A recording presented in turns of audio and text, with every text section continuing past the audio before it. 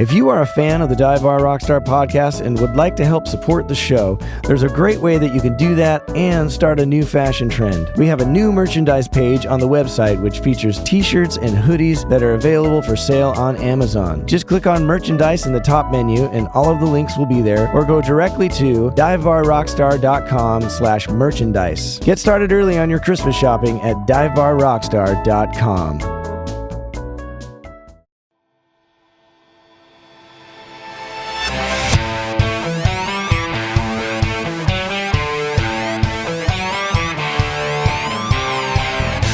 Welcome to the Dive Bar Rockstar podcast, a show exploring the lives of professional musicians of all types, touring musicians, recording artists, songwriters, engineers, bar bands, wedding bands, and anyone making their living in the music industry. Whether you've dreamed of being a professional or you already are one, this is the podcast for you. I'm your host, Eric Baines, and I hope that you not only find some entertainment here, but also some helpful tips, trade secrets, and ideas that will help you achieve your dreams.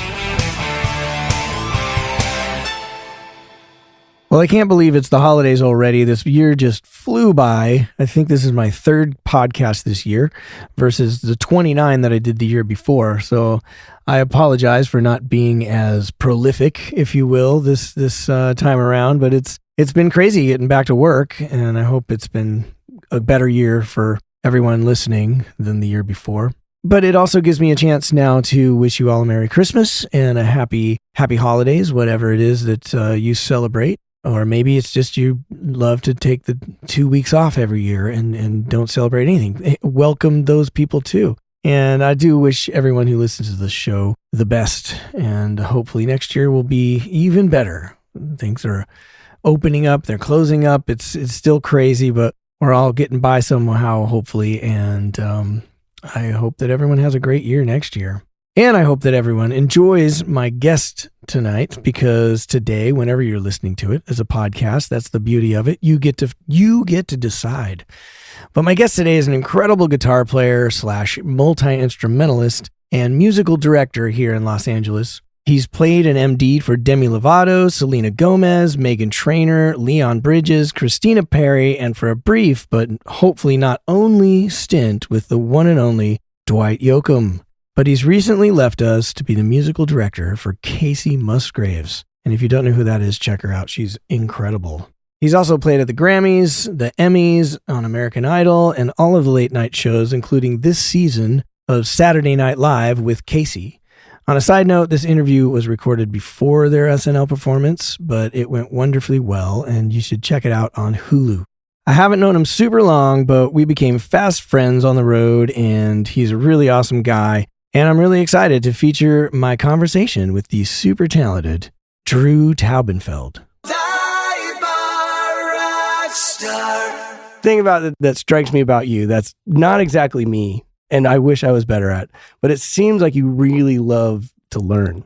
Absolutely. And that's probably a gift in this business, because I'm always the guy that's like, I used to play trumpet as a kid. Those were my first private lessons. And I had a 6:30 lesson every Monday at 6 o'clock, right on the nose. I'd start practicing, and I'm more of a interactive. That's what I love about music. It's like the interaction. So for me to sit and play alone, it just drives me nuts. I hate it. You need people. You need I need people. Yeah. I need a reason. Sure.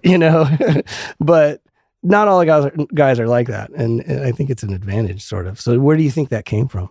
I think I'm still thinking about it and figuring it out, because I think it's a double-edged sword. I love to me that space when you have a new instrument and you don't know anything about it, or a new language or whatever. The first part of it, you learn so much every day, and it's just so exciting. And the gains you can make are pretty huge in a short period of time. And right. I call it the honeymoon phase, And I think sometimes I go back and forth between what you're saying, wow, what an advantage. And then also, man, if I really could just shut up and sit down and focus on guitar, I could really be good by now, Right. So sometimes I wonder about it and say, am I just kind of flirting with all these little, dipping my toe into all these things when I really could be just digging deeper on maybe my main instrument. But Right. I've learned about myself, you know, at my age, I can't function anymore on sheer like willpower. Like I have to be something. I can't just like grit my teeth and like I'm supposed to be practicing 8 hours a day. I have to be in love with it. I have to wake up and just be like excited to go do something. And for me, that new instruments, new styles, exploring records I've never heard before, trying to figure out a style of music that I know nothing about, really keeps me going in a way that, you know, makes me invigorated. Right. And do you find it sort of like meditative? Yeah. Like, do you enjoy that aspect of it? Yeah, I really do. Like, here's this thing, you can't really do it that well. And like, here's someone showing you how to do it. And you can kind of just sit in your room and play really slowly and watch it get better little by little. I like that space, like deep work, you know, when your time disappears, you look up and it's 9 p.m. all of a sudden. Yeah. I think that's a special space. And if I'm honest, I have trouble getting to that same space sometimes, like with the guitar, because I've been fighting that. Those improvements are like are millimeters now. Right. So it can because you're so great. or no, because I've tried it. So I think I have too much baggage. It's like a bad relationship. That's like, we can't start over, baby, because it's just, we fought too much, too long. I think I almost wish I learned guitar with the brain that I have now, you know? Right. Or however it was polluted in music school or whatever. I think there's just baggage there. Yeah. You know? No, yeah, definitely. Absolutely. Yeah, I think about that sometimes too. Like I've played the bass guitar since 7th grade. Like I've done it so much, and like over time you go through those periods just like a relationship. Like when I don't want to touch the bass, I don't want to think about it. And then other times when I'm like, oh, maybe I've learned something new, or I get a new gig that introduces new skills, or like, you know, because that's another thing I'm always into is just like, it's really easy to go into some gigs and complain about the way people are asking you to play. Sure. But if you just give into it and do that, you'll just find that you've just opened up a whole branch of your playing that you wouldn't have had you complained. You know what I mean? That's, to me, one of the best parts of working is like it can teach you things you cannot learn by yourself, which is adapting to a singer's perspective on how you should play your instrument, which is frustrating at times. But you walk away with like, it just is this armor, this wealth of experience. Yeah. And you're a Berklee guy. Yeah. And so that's another thing too. Like you come out of Berklee, and for me, I had all these chops and I want to use them all the time. And like, you know, some musical directors are frustrating, or some situations, like I played the blues for about 6-7 years after I got out of Berklee, and it was like, oh God, there's just nothing to play on the blues for a bass player except the bass line and 3 chords a night. You know what I mean? Sure. But at the same time, the end of that is like, wow, I'm good at that now. You know what I mean? And if you need me to play nothing else but just the bass line, now I have that, you know? Which not a lot of people coming out of music school can do. Right. Sometimes, you know, you have to be around those people that play and know when to walk a certain way. And like, there's a way a way to turn around a phrase that doesn't have anything to do with other styles sometimes, right? You know? Yeah, absolutely. How was your Berklee experience? You have an interesting story about that, actually, because you couldn't play. Yeah, it's a funny You went to music school not being able to play. Right. Read a lot of books, you know. That's, I guess for anyone that doesn't know, my friends would know, but very early on, I had just really painful like carpal tunnel, tendonitis, muscle strain, whatever. I was practicing a lot. And probably with a lot of stress, you know, looking back on it now, just like I gotta keep up with these kids that are so good, you know, and my hand just kind of you know, I couldn't turn a doorknob without pain, you know, that. And so it was scary. And I didn't really know, there weren't a lot of resources that I was aware of. Today, there's a lot more, but it was scary. And I had some teachers saying, I'll play through the pain. Some teachers saying like, do not do that. You could end your career. Like, you know, so I didn't really know what to do. And was this at Berklee, or this was previous to getting there? At Berklee. It was probably my 3rd week of classes. Oh, wow. You know, right at the beginning. Mm-hmm. And so my guitar was kind of in the closet for my first 2 years at Berklee. Wow. It was really strange. And and you'd have these final exams, and I would practice all the scales in my head. Here's G Mixolydian from this position. I would just practice it in my head, and I'd pick up the guitar, lightly play it maybe the day before the exam, and then go pass the exam. It was kind of that thing. And Wow. which is a wild, you're watching everybody it's like you're starting a race and you trip and everyone's just like on the third lap already. Right. And then of course, Right. you notice, you recognize music isn't a race, which is a whole nother conversation, but that's how you feel as a 18-year-old kid. Right. Like I'm never going to catch up to these guys and women, but for me, it was actually helpful in the long run because I took a lot of, I was like, well, what do I do? I'm here. I want to be a musician. This is what my life. Like, I don't want to just go to accounting school. It wasn't even an option, even I couldn't play guitar. Mm-hmm. So I took all these ear training classes, Beethoven string quartets, arrangements, music history, and just kind of learned and listened to 1,000 records. At that time it was a lot of jazz. That's what music schools at that time. I don't know what it's like now. It's like if you don't listen to jazz records, you're not a musician. Right. Whatever that is.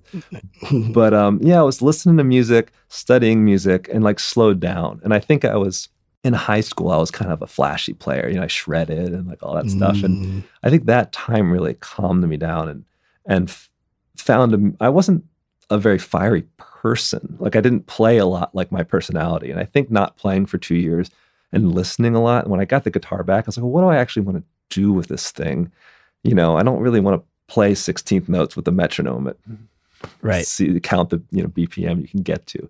And it really, it forced me to find, I think, a way of expressing guitar. Because when it came back, it was a process. It wasn't okay, 2 years and then here it is. It was, really light strings on the guitar, not bending notes and getting back into it. And it just changed the way I approach music, which was interesting, Did you do the diploma program or the full degree? The degree, yeah. So there was academics you probably had to take care of anyways. Yeah. Yeah. Did you go to a community college leading up or? Yeah, I looked into that. I had some friends that had done, or, I talked to people that did Berkeley, and they said, if you can get some of that stuff out of the way. So I, tested out of some courses, took community college.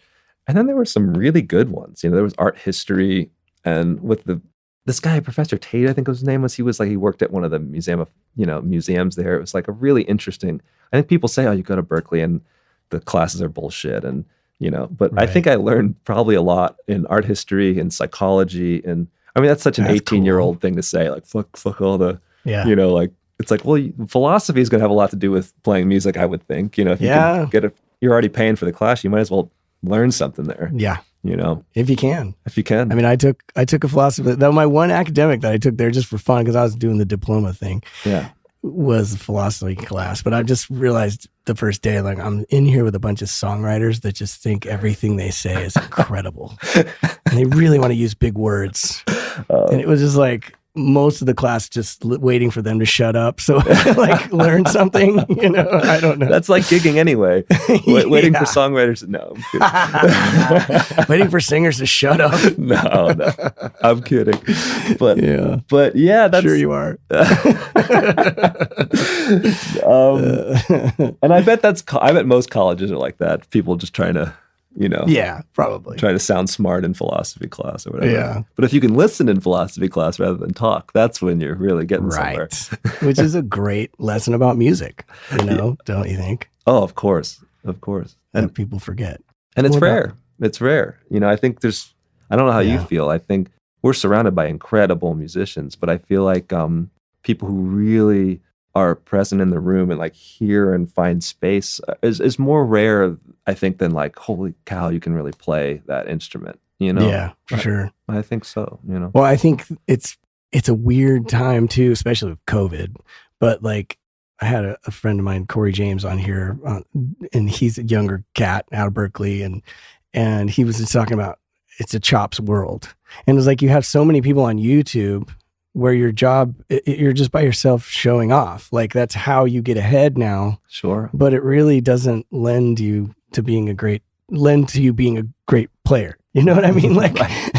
That's really neat, but it doesn't really show off what I need if I'm hiring a bass player or a guitar player or whatever. You know what I mean? Sure. But it's what do you do? That's how you promote yourself it's a weird time. Yeah. And then you have this pop music, which is not about chops in any way whatsoever Right. at the same time. So if you want to make a living, having all that chops that you're showing me on your YouTube video, it doesn't jive. You know what I mean? Yeah, I'm glad you're bringing that up, because I think that's a really challenging thing for young musicians, for aging musicians too. You know, we're kind of like, well, what do I need to fucking get a TikTok account? And Right. like, look, what do Big time. you know? So like, I think we're all in this pool, not struggling with these things, but thinking about them. And yes, for younger players, it's like, do I need to be chops guy? And I think there's so many ways to think about it. I encourage everybody to really take stock, and back to the 2 years I wasn't playing, like think about what you want to say on an instrument, because I think there's a tendency to be out of college and like at this race, like, oh, this guy's on this gig and I need to do. And I think if we look at a music career on a long timeline, like you really can take space and like, okay, your friend might be like the hot shot guitarist on Instagram and they might get a couple gigs before you do, but that doesn't mean you have to like copy all those licks on Instagram. You know, you can have a different path, you know, and there's so many ways to make a living as a musician, and people are, you know, doing that Instagram thing and demo videos. People are doing podcasts. People are writing songs and scoring films and teaching lessons and playing country music or playing pop music. And like, I think it really, you can feel left behind, but that is what Instagram does. It makes women feel unattractive. It makes musicians feel bad about it. It's like, I encourage everyone to like take a deep breath and say like, you know what, keep forging the path because we did this crazy thing to our lives, which is try to pursue a career in music to experience joy. So I try to remind everybody, like, why did you do this? If you're going to worry about numbers, metrics, money, like you can get a law degree and worry about those things too. Like we did this to ourselves to have a happy life. I'm very happy in this industry, as crazy as it is, but I think the only way to be happy is to be yourself and not chase like a thing that you think might be successful, you know?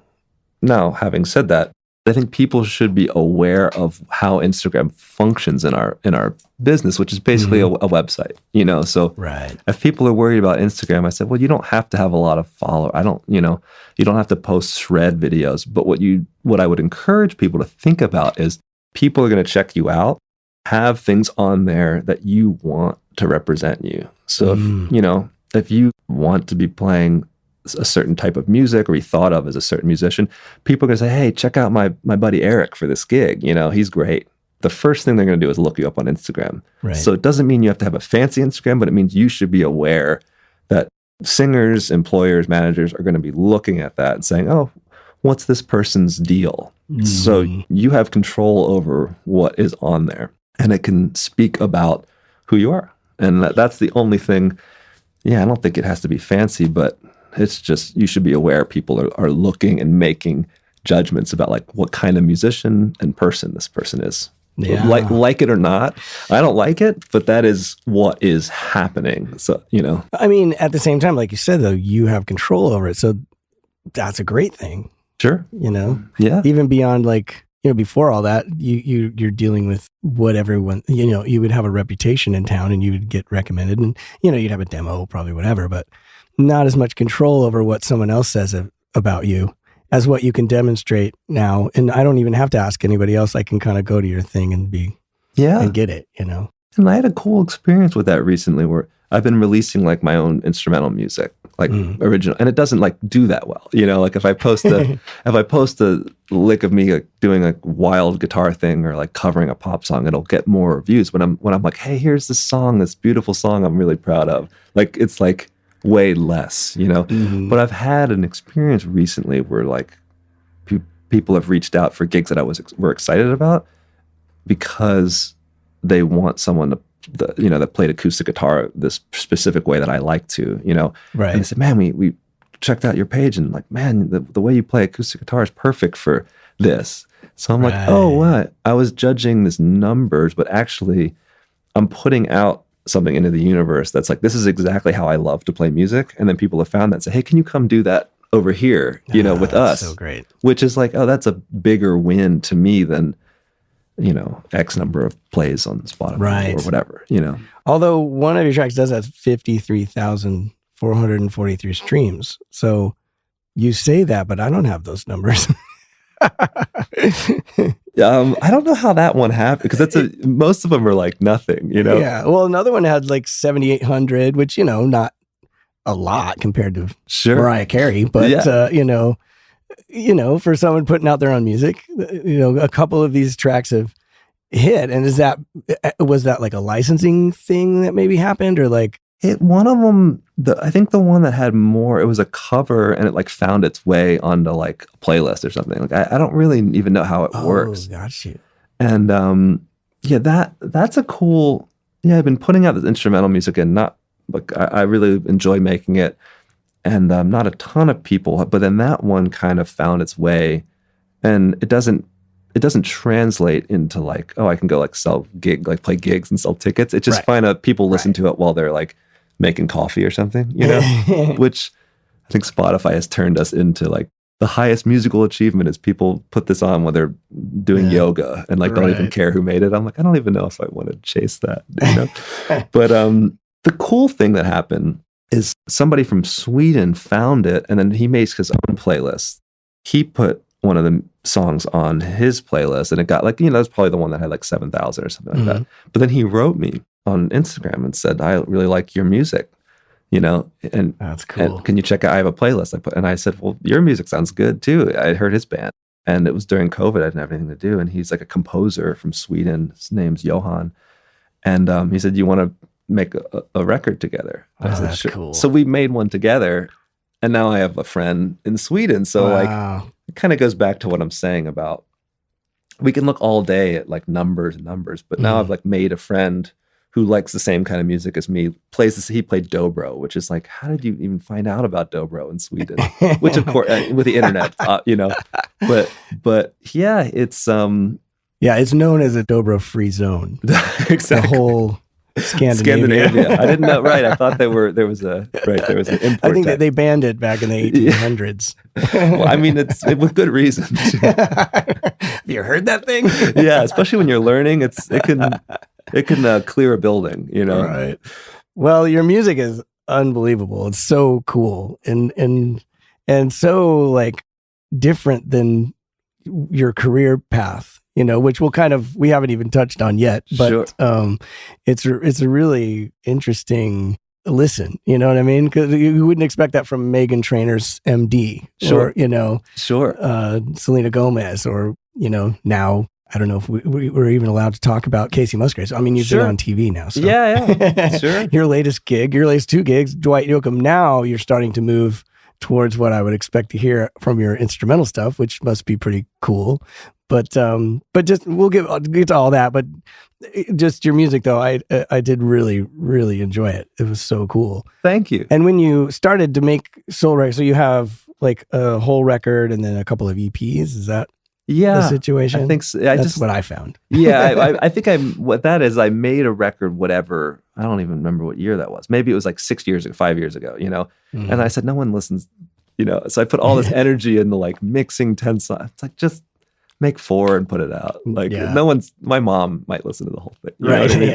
It's to be honest about it. So I made a record, and then I just kind of do little projects, and I have a bunch in the works right now. I have a cello player friend, and we're doing cello pedal steel duets. Just like meet people who I admire and like, and we just collaborate. And instead of like, hey, can we make this big record? It's like, let's do 2 songs. Throw it up. Let's do 4 songs and write some songs, and just like with the friend from Sweden. So that's been more of my thing now, of like meeting people whose voices I like, collaborating and having a good time.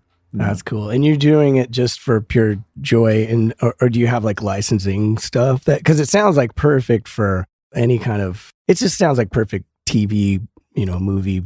I would love that. And I haven't had success pursuing that, but I get that comment a lot. Like, do you score films? Do you? And I'm like, I don't even know who to talk to, but got you. I think at some point I might see about the licensing, but more it's an outlet. And I think it's important, it's something I talk about a lot. Like, I don't know how it is now. It seems like people are so like, the kids graduating now are so like, they're good at like promoting their own like brand. I'm making quotes in the air, brands, which is great. But like, I think when I was coming up, there was such a like, you're a side man. Don't ever like talk about your own music. Like it's like such a taboo, you know? Interesting. And so I've lived in that for a long time.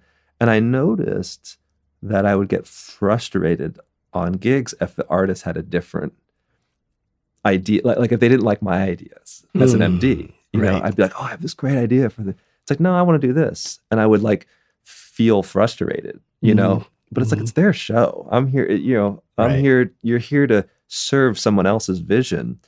And like, why am I getting frustrated? It's like, well, I don't make my own music, you know? So getting back to what I was talking about, being connected to why you play guitar in the first place, like how beautiful. I have a studio I can record at home and a place that I don't need any distributor to just put out whatever I could make whatever I want. I could smash a guitar with a microphone and put it out if that's how I'm feeling today, you know?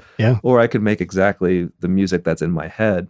And when I started doing that, I think I got so much better as a sideman MD, because then I had this calmness, like, here's an idea. Well, I don't like that idea. Okay, what do you know? Or I really like that idea. Great. Okay. Or no, I don't really like that, but how about this? Okay, great. Let's do that. Like I really had no ego at stake because I started doing live gigs. I started making my own music. And I thought that was just, that was fulfilled for me. And then MDing or gigging became like, let me make the artist's vision. Because now I have empathy. You know, it's like, man, it's hard to make a record. It's hard to do a live show. And like, as yourself. So how do we support them? This is their record now. You know?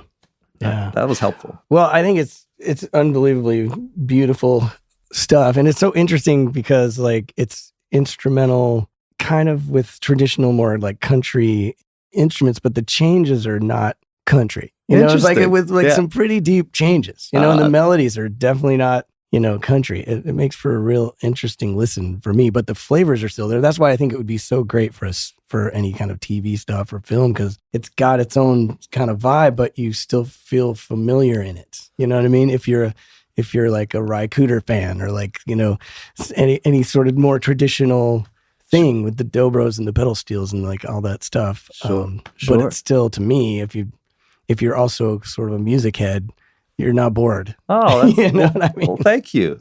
I think that's a conglomeration of just me, like, you know, as like a kid who was taking the Beethoven string quartets, and not that I can write classical at all, but like there's so much stuff that I love to listen to. I think when I sit down to make music, it's like I love pedal steels, I love banjos, I love traditional folk music, but I love harmony that moves this way. It's just kind of, I think that's just everything that's put in the soup of my experience with music, which is, that to me is the best part about making music, is you just take everything you've listened to and see how it kind of falls out of you. Right. You know? Right.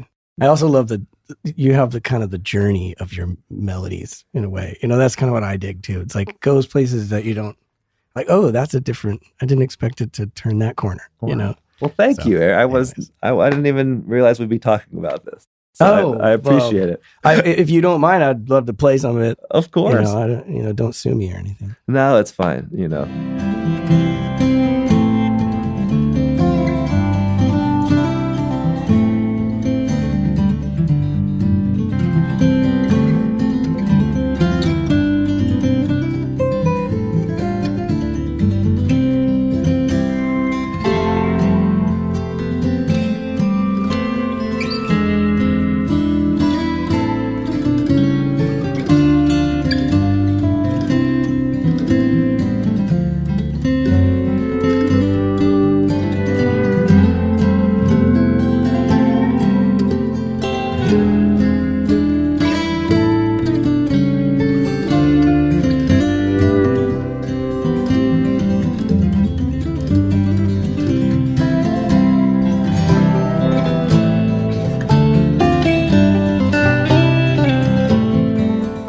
And Seasons, did you that's the name of your 2020 EP. Did you write that stuff during COVID, or was that a product of having nothing else to do? No, it's not that it sounds like, oh, I'm bored, let's make music. No, that was so I live in the Valley like you, and I met a wonderful bass player named Jen Condos, who I was doing like a perch gig with her, and she was just around the scene, and I'd go see her bands play, and we realized we lived down the street from each other, and she hiked Fryman Canyon all the time. So we would just started hiking, became friends. She said, "Do you write music?" I said, "Yeah." Well, she said, "Well, send me something." And so I sent her a voice memo of an A section, and she sent me an A section. Oh, cool. And then she finished the B section, and I finished the B section from hers. And we kind of did that for a little bit, which we had, I think 2 of the tunes came from that. And then I had 2 other ones that I was messing around with and recorded it during COVID and all the acoustics and steel. And then I sent it to Jen, said, "You want to play bass on your songs?" And she says, "Well, yeah, I'm actually," and she's married to Jay Bellerose, who's one of the greatest drummers. Yeah, he sucks. Phenomenal drummer. We have a tradition on this podcast. Every time you mention somebody, he's a phenomenal musician, phenomenal drummer. He truly, truly world class. So she said, "Well, if me and Jay are set up, do you mind if Jay plays?" I was like, do I mind if Jay Bellerose plays? Of course not.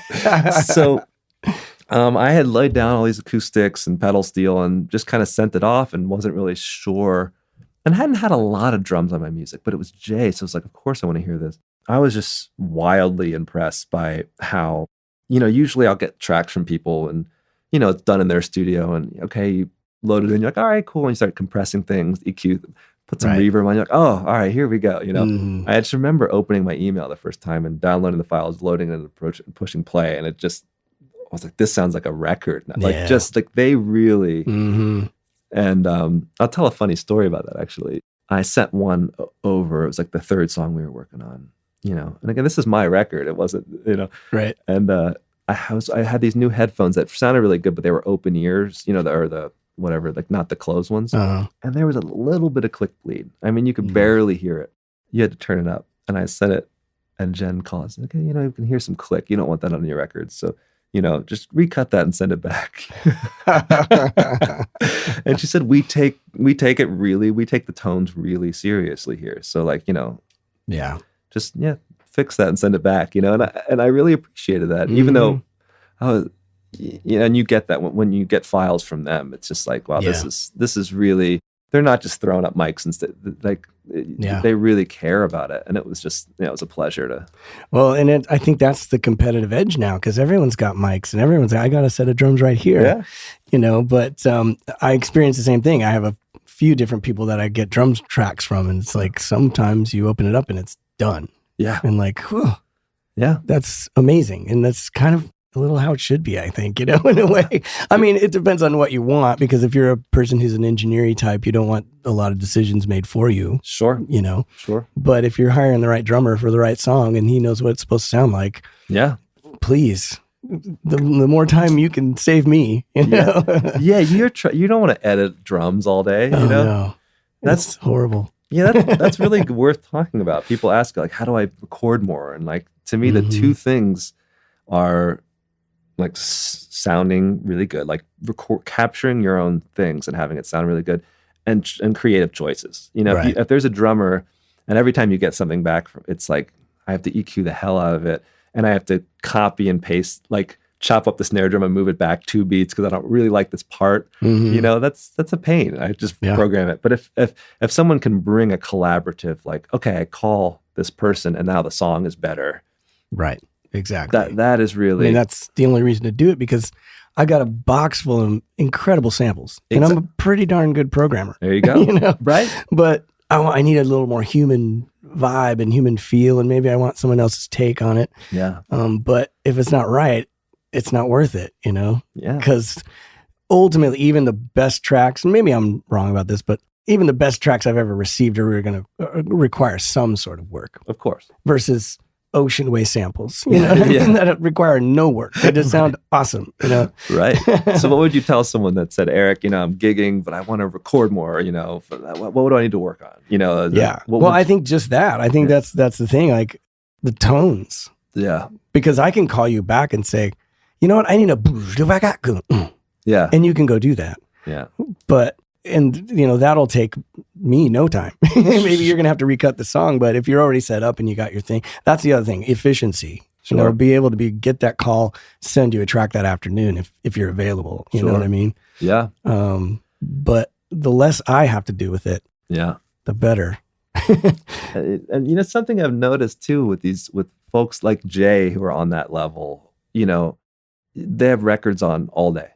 Yeah. He's got a record player. It's a record and side A, and then it's side B, and then there's another one, and I think people who are really good at recording, almost always that I've met who are really good, they just, you know, what we're talking about drums, you know, they'll be like, oh, this band from the 72 and how they did the snare, that, and they really understand and have digested the landscape of popular music, from how the Beatles record drums to how Led Zeppelin does it to how television does it, or X, or you know, Willie Nelson, and they really get, rather than like, here I practiced with a metronome for 20 years, hire me. It's like, okay, that's great. And you just mentioned creative choices, and I'm like, how often do I need creative choices really? What I need you to know is what a yacht rock song sounds like. Sure. You know what I mean? Yeah. And capture those tones and sometimes those don't even have fills. I just need cymbal crashes on the chorus. You know what I mean? Yeah.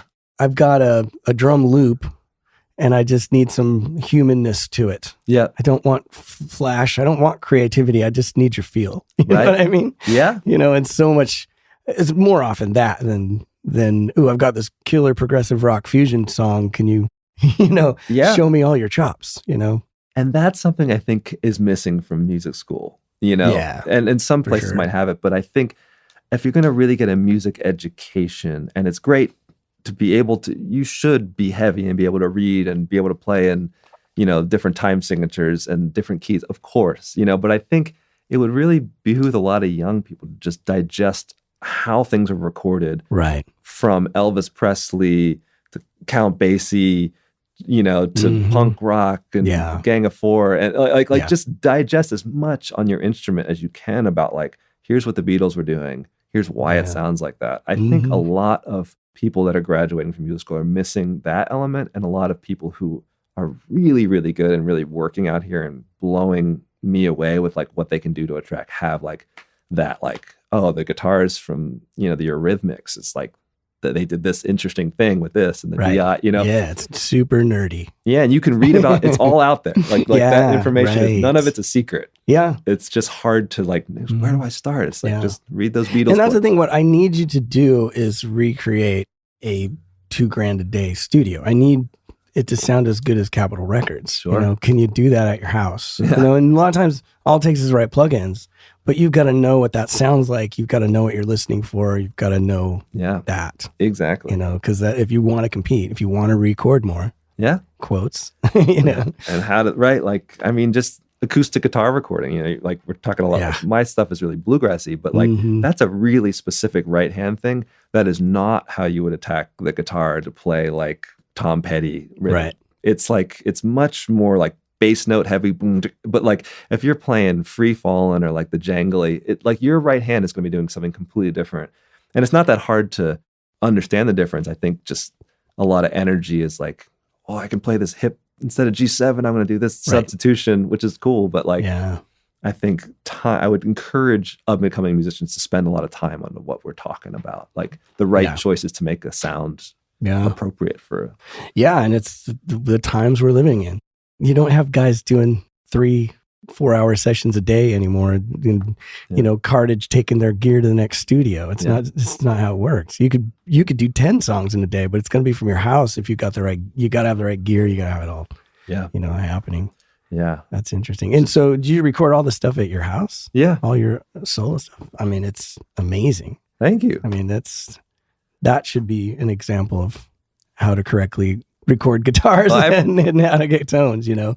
Yeah, and it can be, and I'm not like that guy. You know, I think people might be hearing this that are like, oh, I love playing guitar, and might like, hopefully it's not discouraging. Like, you don't have to own Ocean Way now. Like, I have 2 inputs at my house. You know, I have a 2 mic pre's, and I've figured out how to record good sounding acoustic guitars, electric guitars, pedal steel, and like banjos, you know, like it's mostly acoustic and then like steel recording. So, and then you send it to a drummer who as you know, you have friends who do it right. And then you can make a record that way, or go, you know, you need to go to a studio for a day or two.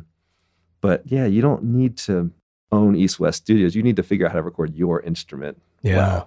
And that's interesting too. I mean, for a bass player too, it's like, have good gear and good basses, and it's so much easier. For someone who's a multi-instrumentalist, there's a little more stuff involved, obviously, but at the same time, it's kind of simple, you know, you and this is what you offer. It's almost like you're creating your own niche in a way too. It's like the acoustic guitars are great from you. That's what people are going to go to. Exactly. You just do what you do and do it well. And that goes back to our thing of like, oh, I got my friend on Instagram, he said in the beginning, who's like, all these hot licks. And like, I think having comfort, it takes a while. It took me getting older of just being like, someone calls you for something like, oh, I really need these Eddie Van Halen guitars, you know? Yeah. And like when I was 20, I was like, I have to do everything. Yeah. And when I get that phone call now, I say, hey, you should, here's my buddy you should call. Right. I don't want to take your money and give you mediocre Eddie Van Halen guitars. Right. I'd rather give you something really good, and that's not call this guy. He's great at that. Mm-hmm. She's great at that. You know, like, so I think that's, you don't have to be the greatest person at every single thing ever under the sun. You know. Well, the reality is you probably won't be. Right. You want to be great. So as a live player, it's a different situation because, you know, I've done a lot of weddings and you know, I've done a lot of different gigs. I was a smooth jazz guy. Now I'm a country guy. I've been a rock guy and pretty amazing Latin music. El Chicano, I played with them for a while. And like, so as a live guy, you need to, you know, it's not like recording. Right. When you live in LA and there's guys that really do that Van Halen thing, you know what I mean? Yeah. And not only that, it's a great sort of networking situation too, because you've just sent this guy some work. Yeah. And he's going to feel good about returning the favor next time someone says, I need a great dobro. Yeah. And they're like, don't go to Sweden. Yeah, exactly. But yeah, and you're totally correct with the live thing. Like if you're going to go on tour, you should be able to pull out of your hat some sort of Van Halen-y thing that works for the show, you know, for the 16 bars that they need that for. Right. And then if they need someone doing that all night, you know, you might be like, okay, you know, call my buddy Adam or something. Right. You know, like, but well, you know, records last forever. Yeah. It's a different way of playing. It's a different outcome that's expected, a different result, you know. Yeah. Live, it's like it goes by and people are like, yeah, that sounded like Van Halen. Yeah. But that record, they're going to go back and go, that didn't quite, and they can go back and, well, that doesn't quite, well, that, you know. My nightmare. Not that you're, yeah, right. Well, the funny thing is they don't have to do it because we'll be doing that to ourselves anyway. Be like, I suck. Oh, You'll Yeah. People are like, have you ever gotten bad comments on YouTube? I'm like, I do that in my own head. I don't. Well, I need to go hear someone else say it. Yeah, they don't know near as much about music as I do. Right. And it's not going to be nearly as mean as what I'm saying about myself. Yeah, totally. So it's not that shocking to me, you know. Yeah, absolutely.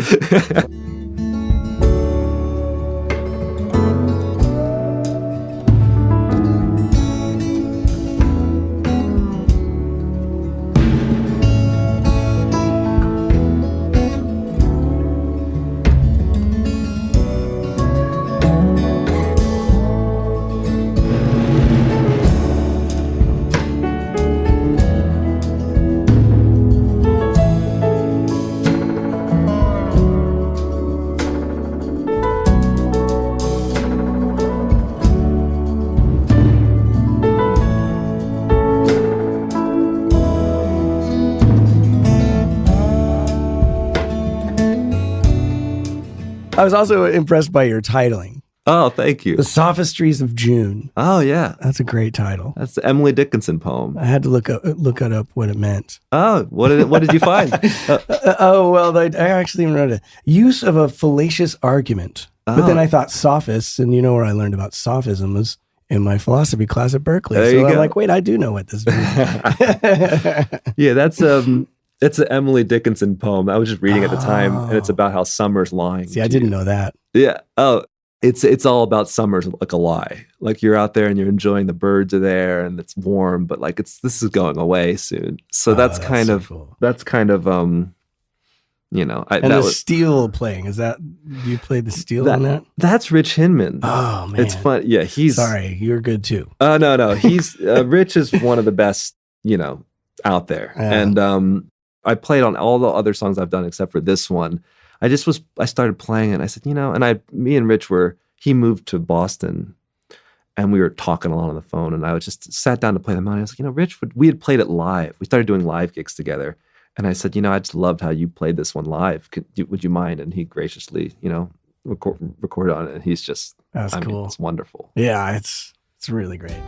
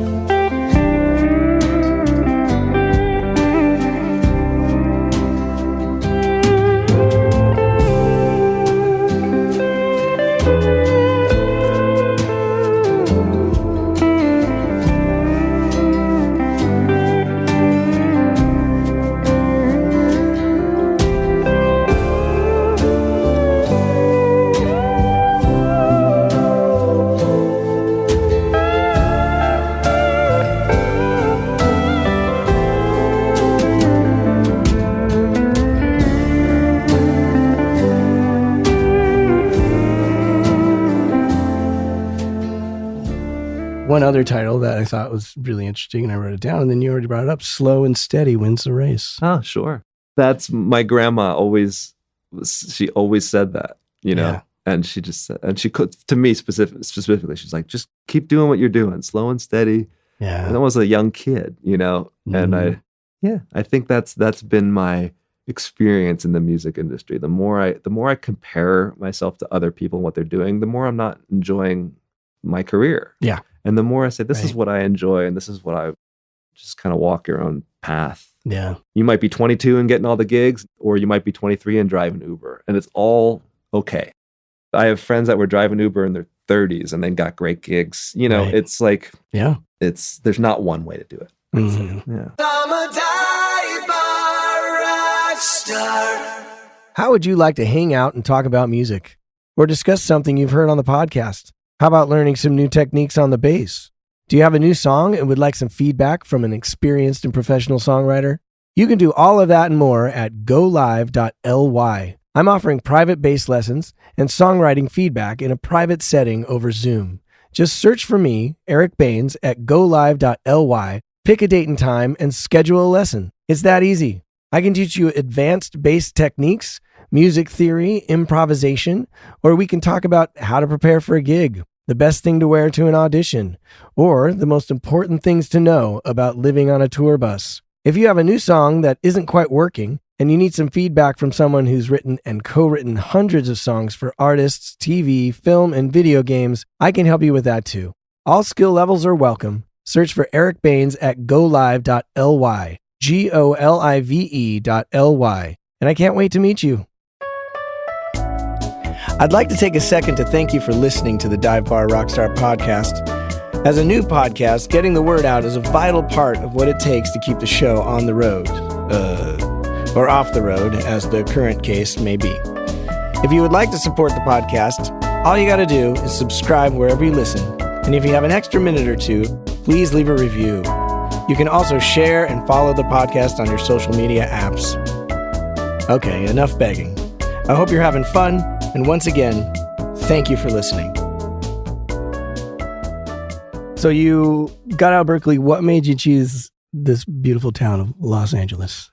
My brother lived out here, and I was kind of lost. I went back to Baltimore, and I didn't really know what exactly to do. And I know I didn't want to move to New York and fight the knife fight of jazz gigs, and I just was like, I don't want to do that. And what's this? Is there a scene in Baltimore? And DC is right there. That's kind of there. It's actually was interesting. Where I grew up was kind of 10 minutes outside of the city, so we were really close to that. And there was a rock scene there, a recording studio and stuff like that. And then there was like a kind of a church funk music scene. And Interesting. and there was like hip hop stuff going on that I wasn't involved in. But and then there was a bluegrass scene. And because I was where I lived, it was actually kind of like close to a lot of farms. And there was a really great bluegrass band from Maryland called Seldom Seen. And that's how I learned dobro. There was a legendary dobro player that lived like close to where I was. And, that was, so being exposed to all that in Baltimore was cool. But to make a living for me, I didn't really see much of a path at that point. Right. I asked my high school band teacher, who was great, named Mr. New. I said, I want to teach. He says, don't do that yet. He's like, just come back in 20 years. You got to go out and get some stuff to teach people for. Yeah. Right. He's just go out there, travel the world, get sick of it, get your ass kicked and learn some stuff and then come back, and you'll probably enjoy teaching a lot more, which I think probably is in my future. I hope, Mm-hmm. You have a great story about coming out, speaking of teaching, when you got to LA to get guitar students. Oh, sure. You went to Guitar Center. Yeah. Yeah. So I got here, I saved up what I thought was a lot of money. And it turns out it's not a lot of money.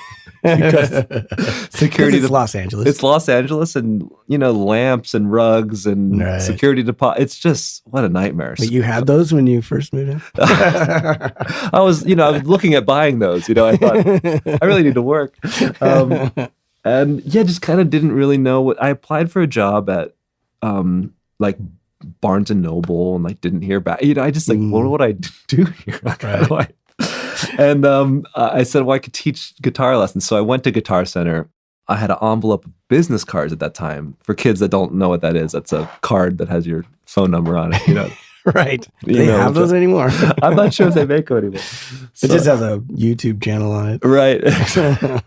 So I had a bunch of my business cards, and I put a $40 bill in the envelope. And I walked into Guitar Center and said, who works here 6 days a week, 7 days a week? Who sells guitars? They said, that guy, So I said, hi, I'm Drew. It's so nice to meet you. I teach when you sell guitars, if you wouldn't mind giving one of these out, especially to beginners, And there was, there's $40 in there. And I said, I'll be back next month with another envelope if you give me some. That's awesome. And I've got a bunch of students and was able to make a living the first year I was out here. And I tell that story to people to illustrate how LA can treat you. It's a really challenging city to move to. And I think I wasn't a very hustly type of business person. I just wasn't. But necessity made me think about those things. And I say that story really taught me, like, you can be really good and be in your apartment alone. You have to do something, whether it's bribe a guy at Guitar Center for lessons, which probably wouldn't work these days, but like,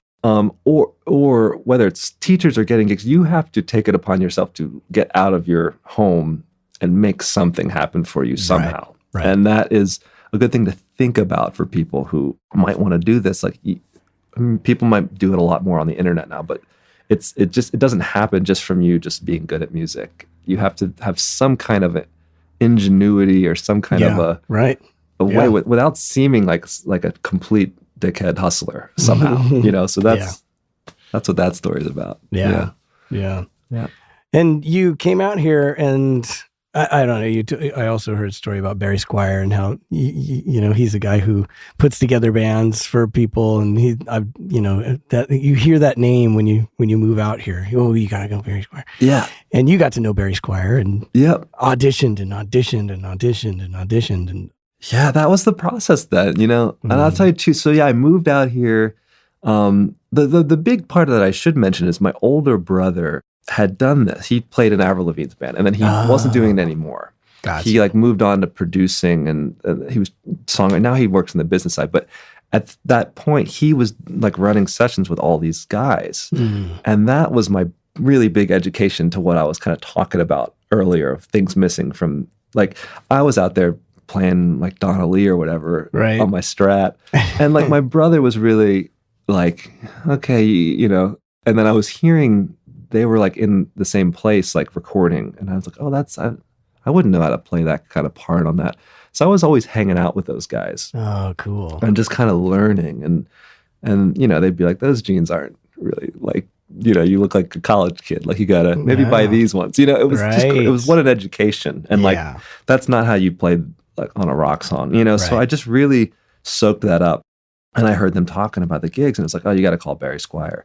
He put together auditions, and I knew he's running a business, so if you show up and you suck, he's never going to call you again. Even if you don't get the gig, you have to represent his business well, So I really, anytime he called me, I really learned the material really well. He'd always call me afterwards, say, hey, they called somebody else, they thought his jeans were cooler. The feedback I got a lot at the beginning from people I'm kind of like a nerdy looking dude. Like I'm not like Slash, Right. So he would always call me with feedback and say, like, you sounded great. They thought you were one of the better players, but this, like, stylistically, it wasn't really a fit. I got that feedback a lot from him, but he would always call me to audition because I make him look okay as far as like, right. If someone's paying him and a bunch of bozos show up that don't know the music, that doesn't. So I got a lot of auditions through him and a lot of failure because and a lot of that, like, you're not right for the gig, or stylistically it didn't really, pan out, or they wanted a guy with tattoos. And I just had to I'm not going to go get tattoos and be Slash. It's just not me. Right. And it was that experience led me to an audition for Demi Lovato. And it was like, nobody knew who she was. Like, my brother's friends didn't want to do it. You know what I mean? It was like, oh, this new Disney. And they were like kind of like the clean cut, kind of nerdy kid, like fit, you know? So, and I didn't drink a lot at the time. And like, I think that was like, they just didn't really want party, like rock kids, They wanted like, someone's going to be reliable on the road. And like, I think the clean cut kind of like nerdy look worked. Right. So yeah, I just, like what we're talking about, I just kind of went, failed audition. You're not right. And then I found a thing. It's like, oh yeah, nerdy dude with glasses that like learned the songs. Right. And the guy said, he's like, you're the only one that like that second song had a capo on it. Like, you're the only one that brought a capo. I'm like, how is that possible? I don't know. But, interesting. I don't know if that's true, but it, yeah, so that... Well, I think the interesting part about a gig like that, and maybe this was a phase, and I don't know, we'll talk about it because now you have become like kind of a go-to musical director. You've kind of become a Barry Squire in this town. But there was this time when I first got here, especially, like, where it's more like casting than it was a musical audition. Sure. So... Yeah. I could see how guys don't even, the capo's not the most important. It was the jeans. And it was the haircut. And like, that's what was getting gigs, and I was a pretty straightforward, nerdy looking white guy too, so there were gigs I just wasn't going to get, Sure. And it's funny because I've talked about it on other shows, but it's like, I went down to Melrose and spent $1,000 on clothes one time, and doors just opened up, like the next thing you know, I'm on the road doing an arena tour, like literally. Yeah. But that's part of it, I guess, and it's part of it. And eventually you found your place with your look. Exactly. And you found the thing you have to look like you're on stage at a performance in some way. For me, it wasn't getting tattoos and growing my hair out. It was like, I kind of, and it's funny when the kind of Amy Winehouse thing started, I kind of fit in with I was like glasses guy with the top hat, like it worked. Right. But like, I think people, and myself included, had a lot of trouble with this idea of like, I practice. And like, I'd say, go watch all your, watch Jimi Hendrix at Woodstock. It's like it's a full on costume, and Led Zeppelin and all these things that we love and consider great music. If you go to the 55 bar in New York, it's like a bunch of guys dressed like they're at Target. And that's like, and I don't care. I go and I just close my eyes and then love the music. It's amazing.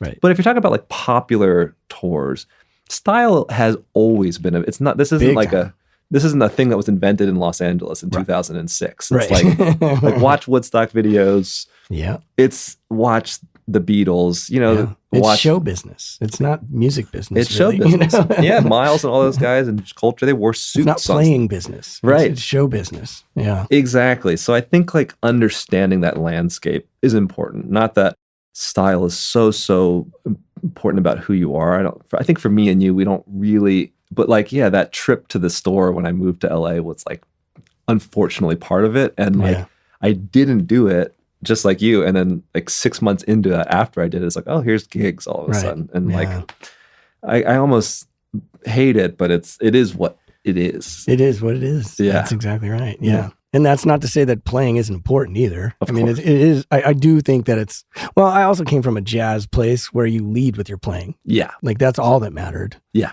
And then when you had a cool outfit on, oh man, now you're getting gigs, but you can't not play. You know what I mean? Oh, no question. No question.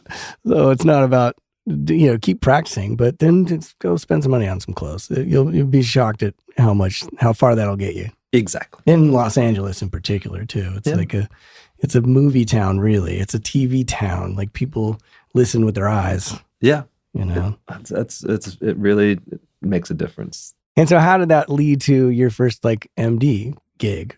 That's a great question. I think you may have even had him on the show, but Lauren Gold was the MD of Demi at that point. And it was like a big mentor of mine. I really just like learned, he's amazing, and I was 23 and just like learned a lot from him. And he put the show together, and I think he got the gig for like the Who, like during, like in between our first and second. He just got really busy. Got you. And I think, I did have a music education. And I think that the management maybe could see that, like when something was amiss on stage, I could maybe hear what was happening, something like that. Mm-hmm. So Lauren couldn't do this. He wasn't really around a lot for like, hey, they're doing a TV show. And he'd be like, I'm busy with, the Who or whatever crazy thing he was doing.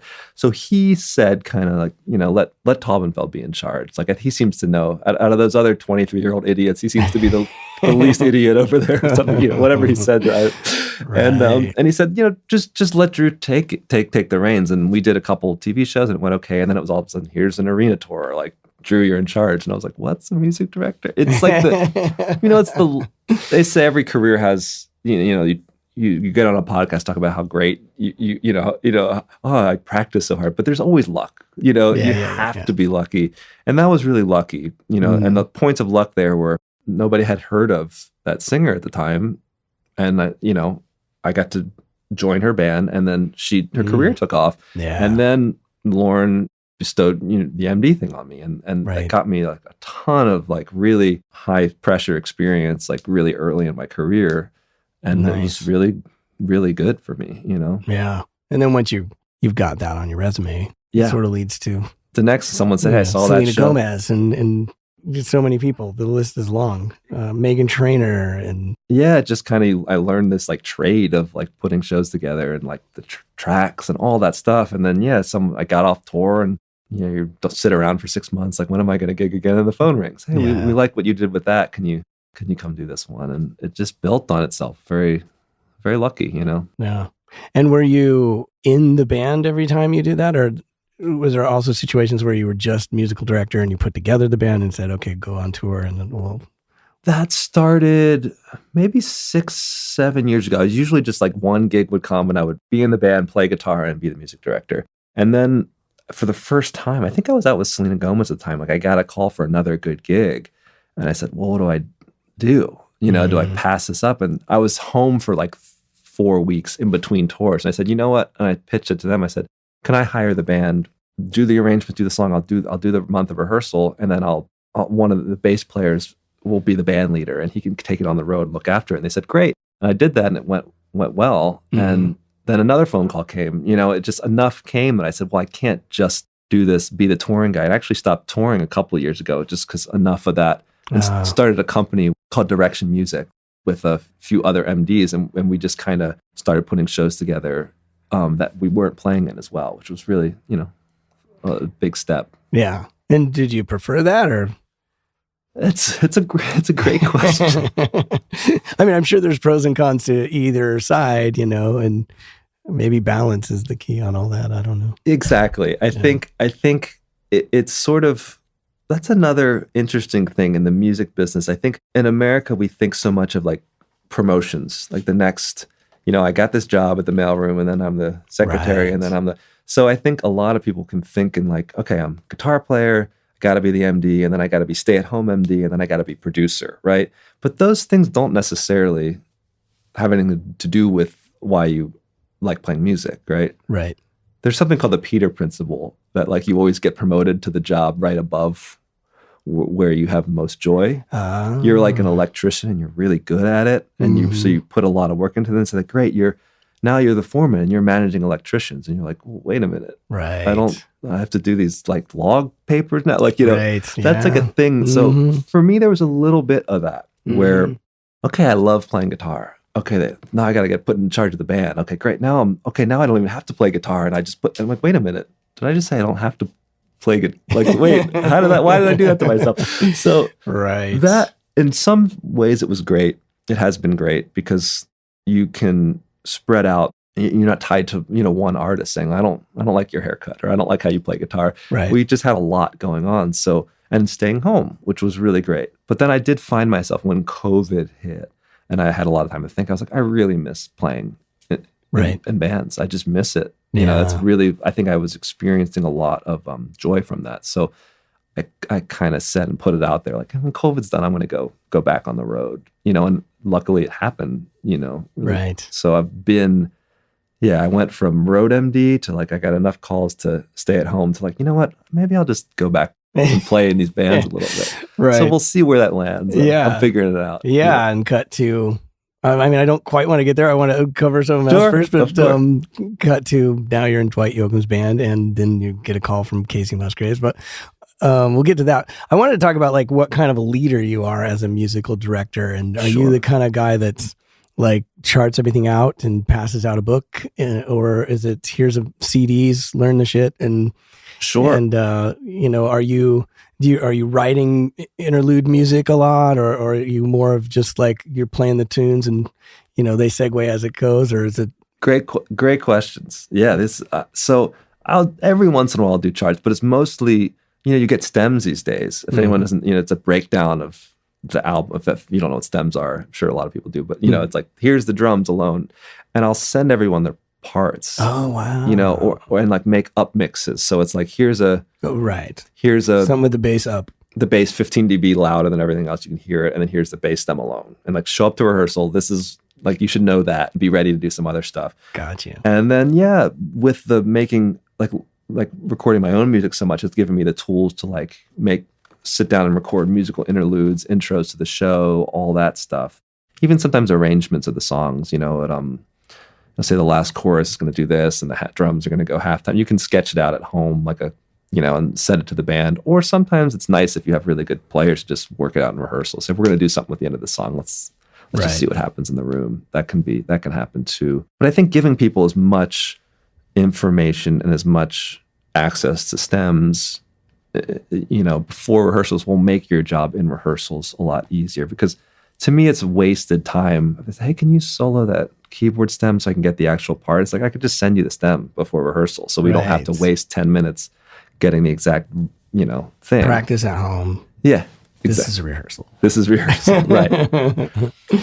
And as a leader, I've had to learn a lot about my personality and how that functions, and the strengths and weaknesses, accepting, like, I'm not a very confrontational person. I'm just like easygoing, and like, I don't like need to be in arguments ever in my life, Right. But as an MD, you have to tell people when things aren't right, or you have to say, I don't like that part. So that is something that it's like an uphill. It's like that requires effort. It's not my natural state. So I just have to know that about myself. But you still have to do it. You can't stop. You can't say, well, my personality is non-confrontational. I'm going to let that guy play. Yeah. It's crappy. Hey, that's what he hears, man. That's what he hears. Yeah, you have to crush people's dreams and all that stuff. But it's just, I've had to learn that's actually a battle for me.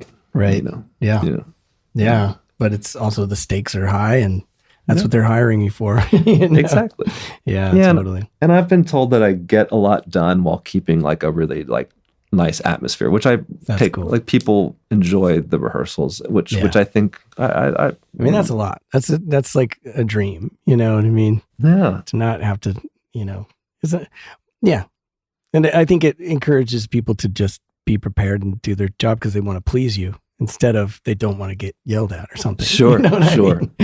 And you have to toe that line, and still, like, you can't get walked on, for sure, Right. Yeah. And so now that you're going to be outed as the biggest MD in LA, like, people are going to want to approach you. And that's another interesting thing that probably is the case because I was a musical director for a while too, and like people coming at you all the time is annoying. Yet you also need to have a Rolodex full of players, Sure. so that you can keep tabs on who's in town, and when someone calls, you got to have a person. You Yeah. know? So what is the preferred way of someone to approach you? And like, I guess this is really a discussion about networking because it's a tricky thing about being pushy but not too pushy. And That's a great question. you know, Yeah, and I can tell you that I really struggle with it because yeah, I try to have empathy and say when I moved to LA, I didn't know anything and I didn't know where to go and it was scary and my brother's friends helped me. So I like really do enjoy passing that on, and I think have done a lot of that and a lot of coffee and a lot of phone calls of like, here's the best advice I can give you, you know. But then sometimes in my life, I just don't necessarily have like the time for like coffee or, you know, I think everyone wants to have coffee all the time, you know, and I get it. I'm not mad at all, but like, you know, we're on the road a lot and I'm engaged now. I want to spend time with my close friends and my fiance. And sometimes I'm realizing, oh man, I feel the need to be in touch, or I want to give these people asking for advice or to be in touch like some time, but I also don't have the time for my closest friend. Like that. Right. That's been an interesting thing to try to navigate. But I think letting people know what you do and what you're really good at is a good way to network and to have it be very easily visible. You know, I think if you want to come here and you're really good at whatever, Ableton Live or guitar or something, like if there's a way you can show someone that in an email with not a lot of information in it and like, not like, here's 5 YouTube links. If you scroll to the 2 minutes in after the speech for 3, and you know, find a way. Like, here's something of do me. some editing. Yeah, exactly. So you can click on this thing, and here's me playing guitar the way that I want to show you. Right. This is what I do. You know, if you can make it quick and easy, I think there's nothing wrong with reaching out and saying like, I do this and I want to work, and I think I could be valuable to someone like you. You know, I think where it gets to be a bummer is if it's like all the time, or if it's like, hey, you don't have time this week to like have coffee, like upset about it, or like, you know, yeah. You know, and the live gig thing can be tough sometimes. You know, you want to go out and network with people, but sometimes they're busy hanging out with their friends. It's a tough thing. What would you give? What would you tell people? I mean, I think all those things. I think it's just I think it's just about being considerate of people. And it's like, you know, the nice thing about being in LA is that there is a certain it's not that weird to go and schmooze because that's what we're all here for. Like LA is a weird town of like everyone just coming here to exploit the resources. And, you know, it's not, nobody wants to live in LA to a certain degree. You know what I mean? I love it. It's a great town. It's been amazing, but you come here to be successful. You know, you come here so it's like I had to get over that when I first got here because I'm not a schmoozer. I don't really enjoy it. It's hard. Back then it was I had a demo in my hand and I'm a vacuum cleaner salesman. I'm walking up to people who don't know me and I don't know that, you know, and I'm just like, you sounded great at Cafe Cordial that night.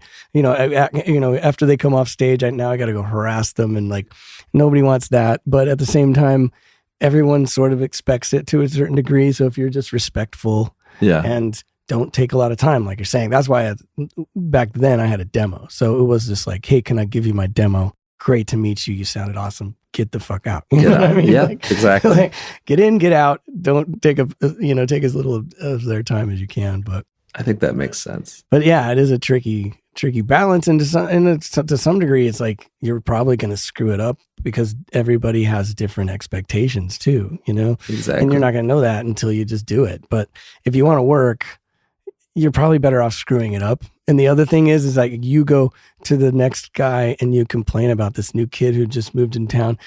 You're going to probably say his name at some point, and he's effectively moved his name to the next person, whether it's a complaint or not. You know what I mean? Sure. As long as it's not horrible, as long as it's just a little, this guy just keeps on me. And like, you know, as long as it's not like he's making racist comments and you know, if it's a deal breaker, then that's not good. But if you're just pushing a little too hard, probably not the worst thing in the world, and you're going to learn. But right. And I think everybody understands, like you know, we all have done it. We all have Yeah. And just like you just explained, like at some point you came to this town and I'm the same way. It's another reason I like doing this podcast. It's like, I learned all this from somebody and I got to pass it on to the next person. That's how we keep this business afloat, I suppose, you know? Which is a beautiful thing. Yeah. Yeah. Totally. And there's another good thing I tell people too sometimes is, get a crew of people your age if you can, and try to like when I moved here, it was whatever, Ricky Minor, and it's like, I could call the guy who was the Tonight Show's music director. They're gonna call people that they've been working with for 30 years. Right. They're not, it's like, hey, I'm here, I'm in town, I'm great. It's like, okay, I've been working with this person for 30 years and they're amazing. And that's the same thing. I have these relationships with people who I'm going to call. But if you can develop that for yourself, if you can have if you're 23 and you just moved in town, you get a bunch of other dudes in their 20s and you're a good, solid young crew and you're playing Hotel Cafe every night and you meet some managers who are in their 20s and you meet some, first of all, I'm probably going to hear about it. Someone's going to say, man, did you see that crew that played with that new artist on, right. They're awesome and they're all cool. And I'll probably hear about it more than getting a DM. Right. Right. And then also try to, who's someone's managing that maybe 20 years from now, some kid's going to write that manager. Yeah. Like, hey, I just moved to town. They'd be like, well, I've been working with this guy now for 20 years. You know what I mean? That's kind of what you want, is to just develop relationships in your own crew, in your own age group that you can grow with. And that will serve I you. used to call him an alliance, like Survivor. There you got to go. get your alliances. Yes. And the guy that I'm always going to call you and you're always going to call me. Yep. And we're together, we're going to go take over the town. Yeah, that'll serve you. That'll serve you better than trying to get some old MD to hire you, who's probably maybe will someday, but that'll be better. Yeah, for sure. So the reason I know you is because you are now on the Dwight Yoakam gig. Yes. Sort of maybe forever, maybe not. We don't know. I hope forever. Which seems to be a pretty cool fit for you, turns out, after all these pop gigs that we've sort of talked about. And you're really kind of for one, you're the utility guy. So you don't play guitar, once again. Which maybe that's a bummer. But you learned fiddle in months. Next to impossible to do. It's a wild. Incredibly impressive. Again, love to learn, obviously. Sure. You don't even have to say it because nobody would do that unless they really love practicing and learning new stuff. So is it great to finally, it feels like a more fit musically gig for you. It really is fun for me. I've always wanted to do something in this. I listen to a lot of records in Dwight's lane, and and I love Dwight, and to get to play that music and to be challenged with that utility chair it's like my brain is just in ecstasy. It's right. It's just for me, and it's it's an amazing band. I've learned so much from him. The way to play, the records he talks about, the stories he tells. It's just it's been an incredible experience for me, both just to experience music, but also to grow, It's been great. And it's kind of interesting too, because you have talked a lot about show people who you are and that will lead to gigs, but you really went a far path around to get to where you finally wanted to be. So on the other hand, a lot of it is just, you also need to recognize this Demi Lovato gig as an opportunity and take it. Oh, 100%. Don't wait, because you might have just sat around for the last 10 years before Dwight Yoakam came up and probably wouldn't come up because nobody would have heard of you. Right. On the other hand, it's and even Dwight, I'm sure when you heard that name and you got that call, you probably were like, that's an opportunity.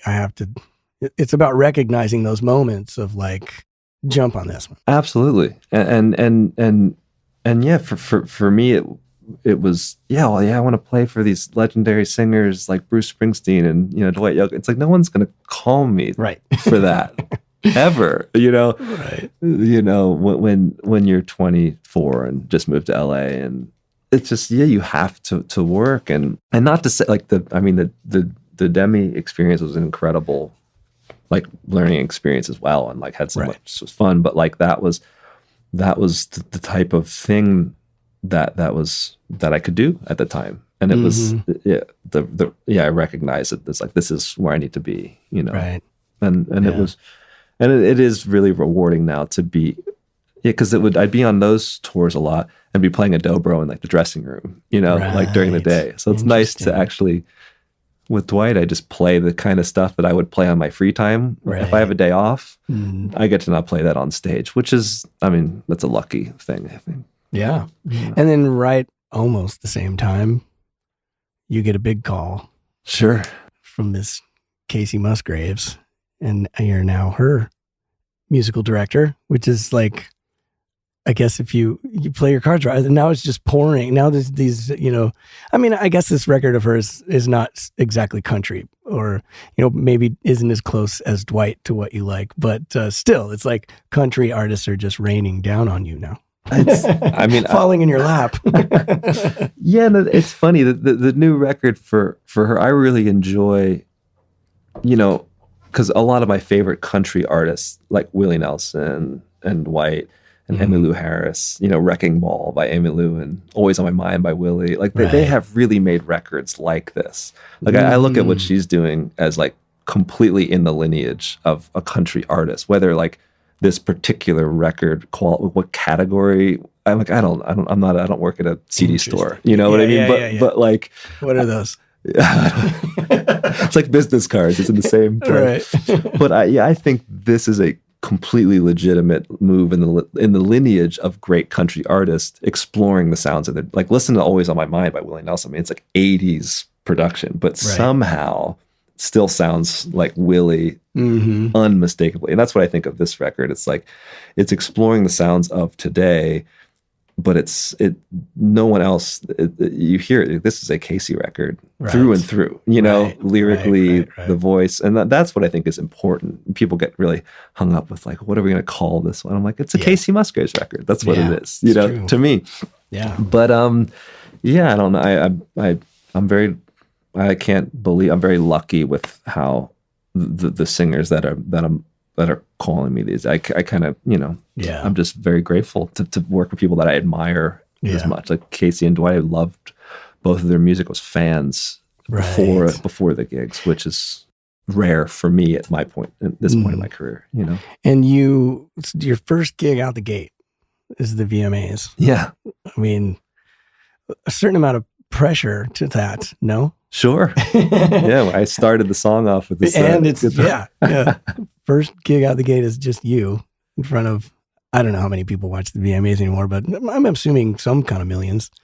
That's a good question. I don't know. But yeah, it was something to try not to mess up for sure. Right.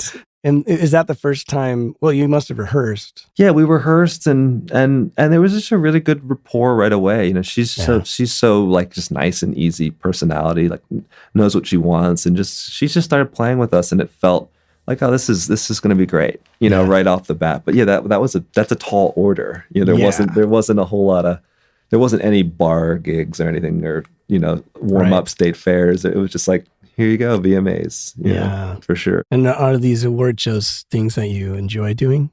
Yeah. They're kind of, because it's also a really chaotic, not the most ideal first gig. How about that? Like sound's probably an issue because you've got so many bands going all the time. And it's a while. They have a great crew there. So they did a good job. But it's, you turn on the TV and you see this wild sets, and like it comes rolling on and off in like 5 minutes. You're plugging in a guitar. It's chaos, know.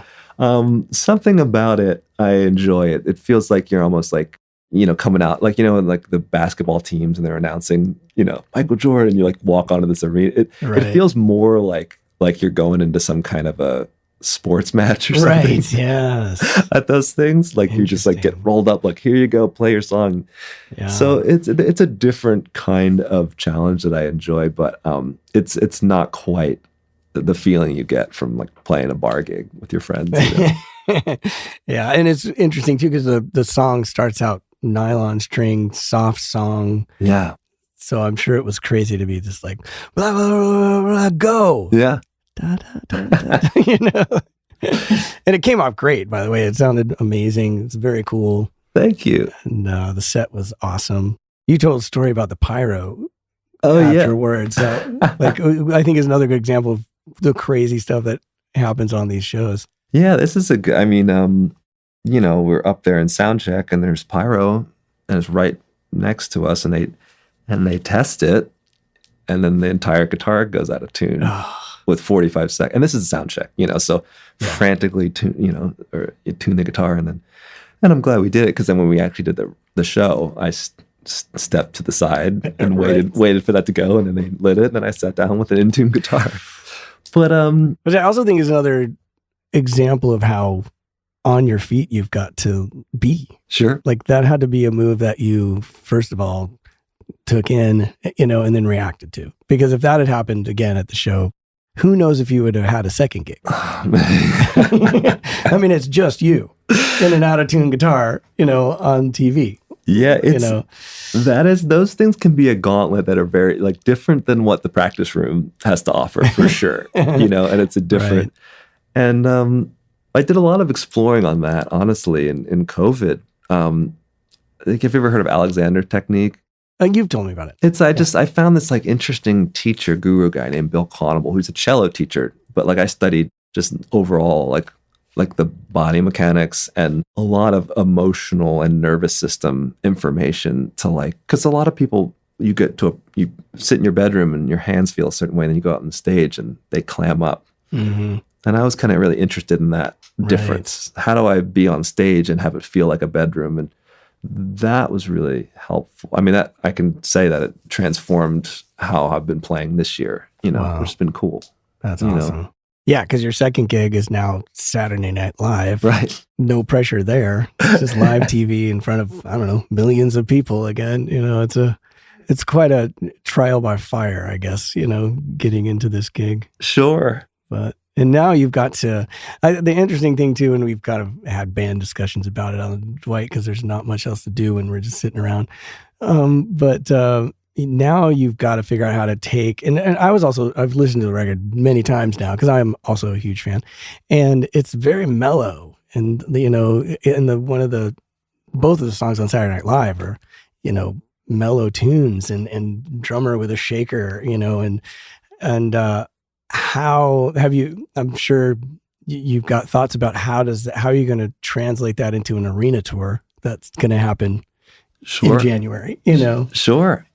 And I think I've thought a lot about as LA musicians, how we think about these things, and I think it's interesting. Now my fiance is not a musician, and I talk about music with her. She's a huge music fan and really hears things in a way that I think is informative.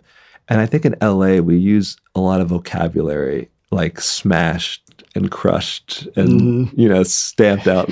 We annihilated that song. We burned it down. It's a very aggressive vocabulary that we use to think of, okay, this performance was good because we were on 10, Yeah. And it's been an interesting learning experience. I think that's not really a vibe that's, if you listen to her music, to me, it doesn't really fit, just going and smashing everything with no nuance. Right. So she is such a good director of taste and what her performances are going to be, that I've kind of taken a deep breath. And usually, okay, it's on me to make this smash, and I'm okay, if we take a deep breath, make the band sound really good, she is able to deliver a compelling performance, and we can keep it tasteful and keep it in the vibe of how she's singing these songs. And that has been a really cool thing to me. It's just trust her. She's gonna make this good. If we just sound good, we don't have to artificially make this sound like WWF intro or whatever. You know what I mean? That would actually be kind of weird, Totally. So that's been the learning experience. Weird and kind of not that unusual, really. If you in a lot of pop acts, especially, it's they just ramp everything up, to 95, and everything. Who cares about taste, really? We're in an arena. Just play loud. Everything's on 10, right? Yeah. And I think that's for some singers that really works. And I think. If you listen, I think that's a wise thing. Let her lead. She will make this compelling because she's, in my opinion, a very compelling artist with a lot of vision. So it's okay, we don't need to be on our dynamics can be a lot different than 9.5 to 10, which is most pop shows. Right. Let's let it breathe a little bit. And I think her fans will appreciate that. I think it'll stand out on shows like the VMAs and festivals. I think it'll stand out personally, Yeah, and what a luxury as an MD to have such a talented artist, because I'm sure a lot of the gigs that you've done, you haven't had that luxury. You've done a lot of YouTube people and and I'm sure they're all great. Sure, they're all great. But there are different dynamics. Sometimes you're filling in the gaps, you're holding it all together to make sure the artist can get through a song, maybe just because of inexperience, not because they're not talented. Sure. But to be with a seasoned person who's played hundreds of shows and arenas and sheds and whatever. Yeah, it's nice. It really it's lucky, to have that on our team. We're like, we got, and that has been, even some of the more pop people, I think people would be surprised at how talented, like Meghan Trainor, someone I've worked with for years, and she's just really talented, writes and produces all her stuff and sings in tune and, does all her own harmony. And sometimes people put that like, oh, they're making pop music. There's not much to see here. And I've gotten to see behind the curtain sometimes, be like, wow, this person's really has a lot, going on. Yeah. It's cool. Well, thank you so much for coming on and talking to me for way too long. I know I'm taking up your whole day because I'm just fascinated. It's been so great. And it's cool that we haven't spent a lot of time together as far as, years or anything, but we do spend a lot of time together, and I still can have a 2-hour conversation, that I think that's a road skill in a certain way, but it's been nothing but awesome talking to you, and thank you so much for coming. Thanks. I love what you're doing with this thing. So cool. Best of luck. Well, tell 500 of your closest friends. I will.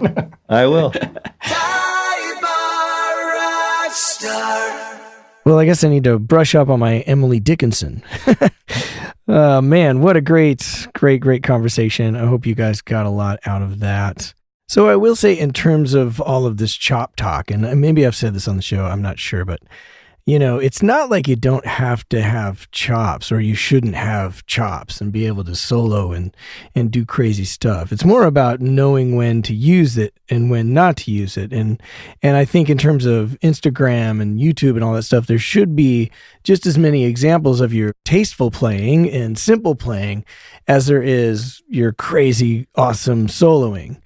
But at the same time, if you're on stage with an artist and he turns to you and says, go, you got to be able to blow, and you got to be able to go and do, something that's impressive to people and something chop oriented. So it's not like, you can be lazy about it. It's just the more things the more gigs you're going to have, and the more gigs you're going to be able to take, and the more people are going to want you on the gig.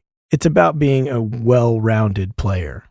I loved when he was talking about making his own music, and, the fact that he does that as an outlet, and also to maintain some empathy for the artists that he works with. Because I think one of the best things you can do as an MD for your artist is to show up with an open mind, because ultimately my job, your job as a musical director, is to help them to achieve what they're trying to do creatively and musically and whatever. So it's obviously sometimes you're going to be called upon to have some input musically and creatively, but other times your job is just to try to translate. So if your ego gets too involved, and you're not going to make decisions for the right reasons, maybe. But it also made me think that I don't think you need a reason to make music, and if you're a true creative, then you have to create. If you're a true songwriter, then you have to write songs. And your life is not going to be complete if you're not doing that. And you're maybe not going to make $1 million, and maybe the stuff you make isn't even going to be the greatest stuff, but it's more an exercise for your soul, I think. And that's my opinion. And as a person who has to create, it just has to happen. And I think the older you get sometimes, or the more you go down a sideman path, the less reasons you have to make your own music. Do you need a reason other than you need to create? And if you're the only one who hears it, or your wife or your kids or your mom or your dad are the only ones who hear it, and maybe you can get some enjoyment out of it. It's you've put something good into the world, or at least something real and something from yourself into the world. And I kind of think that's always a positive. I mentioned the diploma program at Berkeley versus the degree program, and Berkeley is a little unique because it offers a degree program, which is just a normal college, and you take academics, or you can go diploma route, which is you don't take academics. It's just basically becomes a trade school for music, and it costs a little less, and you do less credits, and at the end you get a piece of paper that says that you're really neat. Drew mentioned the 55 bar, which is in New York City in the West Village, at 55 Christopher Street. And it's a really amazing bar that's, I've seen my favorite guitar player, Mike Stern, there a couple of times. It's a great place, and I guess they've been kind of struggling during the pandemic, but they are now reopened, and I was just on their website. Tickets are available to shows currently, and Mike Stern's actually playing there on December 31st. So next time you're in New York City, maybe show some support for live music and for live music clubs, and check out the 55 bar. And I did mention that we have a tradition that when a musician's name comes up in conversation, generally we say, phenomenal player, amazing player.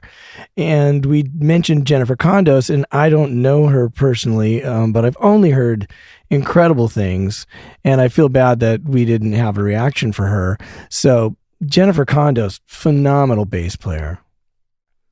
Well, I hope you enjoyed the show, and I hope you have an absolutely fabulous holiday season, and hopefully I will speak at you in 2022. That's a lot of hoping, but what can I say? I'm a hopeful person. Thank you for listening. I'm a dive bar rock star. Wow, you've made it to the end. I'm hoping it's because you completely enjoyed yourself and are now filled with knowledge and inspiration to move forward with your dreams. If that is the case and you would like to stay informed of new episodes, live events, and general news, please go to divebarrockstar.com and sign up for the mailing list. If you have any questions, comments, corrections, or complaints about anything you hear on the show, please email me at fanmail@divebarrockstar.com, and you may even end up on the show. We at the Dive Bar Rockstar podcast, with all of our hearts, thank you for listening, and remember, it's all about dreams.